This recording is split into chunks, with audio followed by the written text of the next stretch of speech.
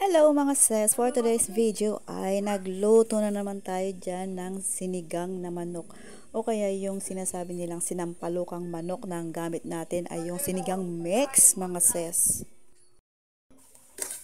Ayan, for this time mga sis, nilagay ko na dyan yung ating mga rekado, yung ating luya, sibuyas at saka bawang. At syempre, igigisa natin yan hanggang sa lumabas ang kanyang aroma mga sis. Yan ang maggisa ng mga rekado mga sis. Ayan, after nyan mga sis, ay syempre ilalagay na natin yung ating karne ng manok at igigisa uli natin yan mga sis. Yan. Patutuyuin natin yan hanggang sa mag-pale yung kanyang kulay o kaya higit pa mga sis para matanggal yung lansa ng chicken. Yan, ganyan ako nagigisa ng manok mga sis, lalo na pag pang tinola, yan, pang sinigang. Mas maganda kasi mga sis pag ginigisa talaga yung chicken. Ayan, after ng ilang minuto na paggisa sa ating chicken ay nilagyan ko na yan ng patis. Yan, at syempre yung ating mga iba pang pampalasa ng seasoning. Ayan, nilagyan ko din ng konting asin. Ayan, tapos lagyan natin yan ng konting tubig.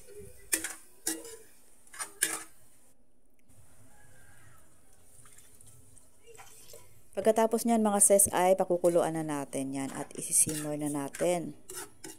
Maya-maya na natin ilalagay yung kanyang sinigang mix. Ayan, at this point mga sis ay kumukulo na yung ating niluluto. Ayan, nilagyan ko na ng siling haba. Ang siling haba ganun pagkamahal-mahal ngayon. At tinakpan ulit. After mga ilang minuto uli ay syempre ilalagay na natin yung ating sinigang mix. Ayan, tuloy-tuloy lang ang ating pagluluto mga sis. Ayan, after uli ng mga ilang minuto ay syempre medyo luto na dyan yung ating chicken. Malapit-lapit na maluto yan. Ilalagay na natin yung ating dahon, yung ating pechay mga sis. Ayan. Luto ulit natin to kahit siguro mga 1 minuto para hindi man masyadong overcook yung ating gulay mga sis.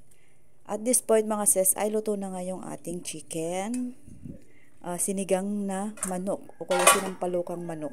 Ganun. Ayan. At eto na nga mga sis, yung ang resulta ng ating sinampalukang manok mga sis. O diba? Oh, ay sarap-sarap niyan mga sis. Yan, thank you for watching mga sis sa panonood sa aking munting video. Till next time again mga sis. Bye! Kainan na!